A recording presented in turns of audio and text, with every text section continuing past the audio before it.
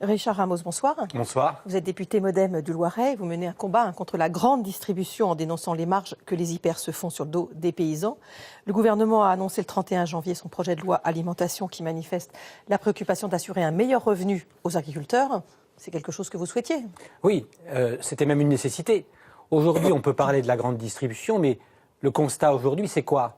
C'est un agriculteur sur deux gagne moins de 350 € par mois. Tous les 3 jours, il y en a un qui se suicide. Et donc aujourd'hui, les Français, ils aiment leur agriculteur et ils veulent que dans cette chaîne de valeur, celui qui produit soit récompensé. Et dans cette chaîne de valeur, on a le producteur, le transformateur et le distributeur et en bout de chaîne, le consommateur. Il faut que tout le monde soit gagnant. Aujourd'hui, au moment où on parle pour savoir où ils vont aller, et on va en parler, c'est le producteur qui est perdant et le consommateur. Parce qu'aujourd'hui, plus on est pauvre, plus on a des risques d'obésité et plus on a des risques de santé. Et donc aujourd'hui, c'est ça l'État. Et qu'est-ce qu'on fait aujourd'hui pour que ça change? Mais à plus court terme, on se dit évidemment de manière assez logique, si les agriculteurs ont un meilleur revenu, c'est le consommateur qui va payer. Son panier va être plus cher. Mais le consommateur aujourd'hui, quand il n'a pas les moyens, c'est tout le discours de la grande distribution qui dit moi, grâce à moi, je fais du pouvoir d'achat. Mais si on fait du pouvoir d'achat pour que des gens achètent des produits qui ne sont pas de la même valeur, pas de la même valeur santé. Moi, je ne veux pas une France à 2 vitesses. Je ne veux pas des pauvres qui auraient le droit de manger dans un hypermarché des produits de moindre qualité et d'autres qui auraient les moyens, qui auraient le droit de manger du bio, qui auraient le droit de manger sainement.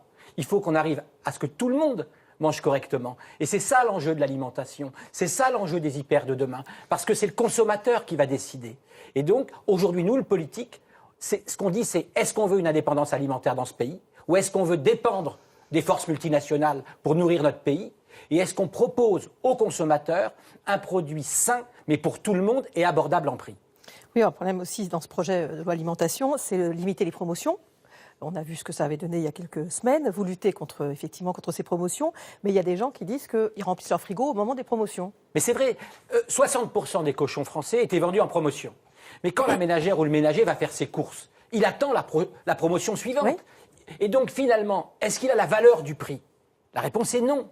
Et donc, il y a un moment donné, il faut aussi que le consommateur, et là il faut avoir le courage de le dire, il faut que les politiques disent aussi le consommateur, il a une responsabilité, il faut payer au juste prix. Manger, c'est pas anodin.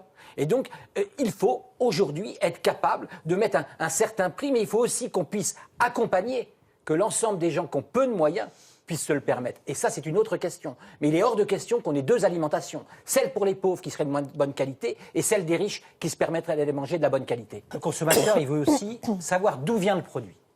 C'est-à-dire, dans les enquêtes, il veut savoir d'où ça vient. Et quand je suis à un supermarché, je m'appelle Carrefour et je fais des salades où je marque fabriqué en France et je retourne le produit et il n'y en a aucun produit qui vient de France, ça vient d'Europe ou hors Union européenne, on ment au consommateur. Donc, parce que les gens maintenant retournent effectivement pour les produits pour lire les étiquettes. Donc, ça, c'est vrai. Dire que la grande distribution a permis de gagner et permettre à des gens d'aller manger pas cher, oui, mais au prix qu'on a marqué français sur le facing et retourner le produit auquel il est marqué produits et légumes Union européenne et hors Union européenne. Donc ça, c'est tromper le consommateur. Donc on peut aller toujours faire du prix bas. Quand je mets du sucre dans un saucisson, je suis pas sûr que c'est pas pour gagner en marge. Et donc, il y a des produits qui permettent, quand on vend du sucre, quand on vend du gras, quand on vend de l'eau, ça coûte moins cher qu'un produit noble. Et donc, moins cher, il faut se méfier facialement de cette chose-là. Et donc, le consommateur, il y a un vrai combat là-dessus, c'est que qu'est-ce que ça veut dire fabriquer en France? Et je pense que là, il y a un vrai combat où on ne doit pas tromper le consommateur. On prend 3 produits. Coca-Cola, Nutella, Cristalline. Vous en avez dit 3, on est tranquille. Ah, parfait, merci. On les met sur la table et cela, la grande distribution s'en sert pour aller gagner des parts de marché à coup de promotion. Parce que le consommateur le veut et ça fait du volume. Donc on y va et on y va. Mais il faut bien faire de la compensation, puisqu'ils ne gagnent rien sur ces produits-là. Donc on a des grands produits phares, comme ceux-là, et derrière, on va aller faire de la péréquation sur des produits qui sont des produits avec des petits producteurs. Et donc finalement, il y a des produits prédateurs dans le supermarché. Et la promotion qui permet de gagner des parts de marché, parce que c'est vrai aussi que le consommateur, finalement, il porte une part de responsabilité. Eh bien, ces produits-là sont des produits auxquels il faut empêcher qui permettent d'aller faire de la péréquation. Et donc, toutes les difficultés va être de permettre à un supermarché de continuer à vivre, parce que l'hypermarché continuera, à monter en valeur, comme ils l'ont fait dans le vin, sur les rayons vin auxquels il y a des gens qui trouvent aujourd'hui un certain nombre de choses, et de pas pouvoir faire la péréquation sur des produits, c'est comme ces trois-là que je viens de citer, qui sont aujourd'hui des outils à prise de marché. Et avec la limitation des promotions, on peut espérer que ça fonctionnera, ça.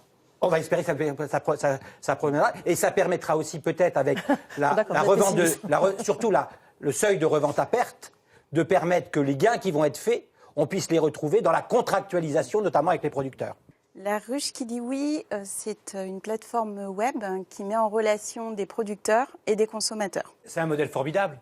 Je veux dire, en plus, on refait du lien humain.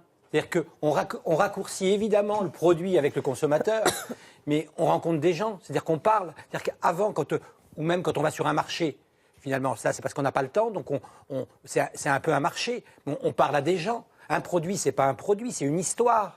C'est des gens qui ont produit quelque chose. Et puis, quand ma carotte, elle n'a pas eu le même goût que la semaine dernière, on lui demande pourquoi. Et puis peut-être qu'il va nous dire que dans le champ d'à côté, c'était pas tout à fait la même terre. Et c'est pour ça que c'est un peu différent. Et donc, c'est du lien humain aussi. Manger en France, c'est pas que mettre des calories dans la bouche. Sinon, il y a bien longtemps qu'on aurait mangé une pilule matin, midi et le soir. C'est toute une histoire. C'est une culture. La France, c'est la table. C'est là où, quand les enfants ils rentrent de l'école, on discute de la journée. C'est pas dans tous les pays pareil. Et donc, ces modèles-là, c'est nous les politiques, qu'est-ce que l'on veut comme modèle français? Qu'est-ce qu'on propose, nous, sur l'alimentation comme modèle français? Et moi, le modèle que je défends, c'est le modèle où, entre celui qui consomme et celui qui produit, il y a une vraie histoire et un vrai lien. Et c'est ça aujourd'hui. Là, qu'ils puissent se rencontrer, c'est quand même formidable. Voilà. Mais c'est formidable. Et nous, les politiques, on doit œuvrer à ça. Mais ce n'est pas contre le reste.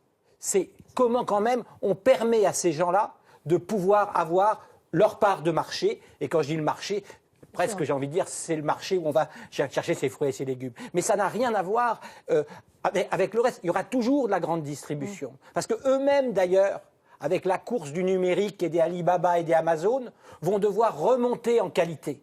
Parce que l'ouragan qu'on nous prépare aujourd'hui, l'ouragan, c'est que les Amazon vont arriver. Pour gagner des parts de marché, ils n'ont pas le même business model qu'un supermarché ou qu'un hypermarché. Eux, ils peuvent vendre à zéro, puisqu'ils vont gagner de l'argent sur le data, c'est-à-dire sur les données du consommateur. C'est-à-dire, ils vont revendre votre fichier. C'est ça, sur ce Et donc, finalement, pour gagner des parts de marché, pour avoir plus de fichiers, ils vont encore prendre des produits qui viennent de l'étranger et ils vont nous assommer à coups de promo, à coups de produits pas chers, pour tuer davantage notre agriculture, pour pouvoir, aujourd'hui, refaire de la data. Et aujourd'hui, les supermarchés, ils sont condamnés soit à s'allier avec ces gens-là, parce qu'ils vont aller dans le même système. Et là, c'est la France qui devient folle. C'est-à-dire qu'on repousse le système encore dans les limites plus loin, du encore moins cher et de la non-qualité, mais pour gagner des parts de marché.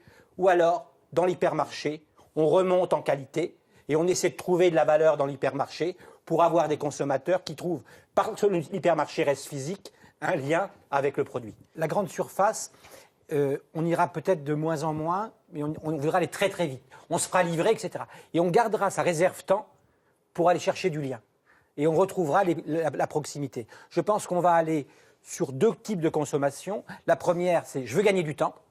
Et là, j'irai chez un spécialisé ou j'irai sur Internet. Et le temps que je vais gagner, je vais le garder dans ma relation avec mon boucher, avec mon fromager. Et je vais remettre une partie avec quelqu'un qui va me raconter quelque chose. Le boucher et le fromager qui peuvent se trouver dans un hyper? Ah, ça, ce sera tout l'enjeu des hypers. Ça va être de retrouver, je dirais, le métier. Aujourd'hui, les hypers, ils essaient tous de trouver des bouchers. C'est-à-dire qu'aujourd'hui... Il n'y en a pas. Et il n'y en a pas. Il n'y en a pas en Ouais. France. Et donc, ça va être toute la difficulté. C'est cette montée de gamme qu'ils vont devoir faire. Moi, je défends un autre modèle. Je préfère mon boucher. Voilà. Et je pense qu'on aura le numérique pour le gros. Et le gain de temps qu'on aura grâce au numérique, on va aller le remettre dans une qualité.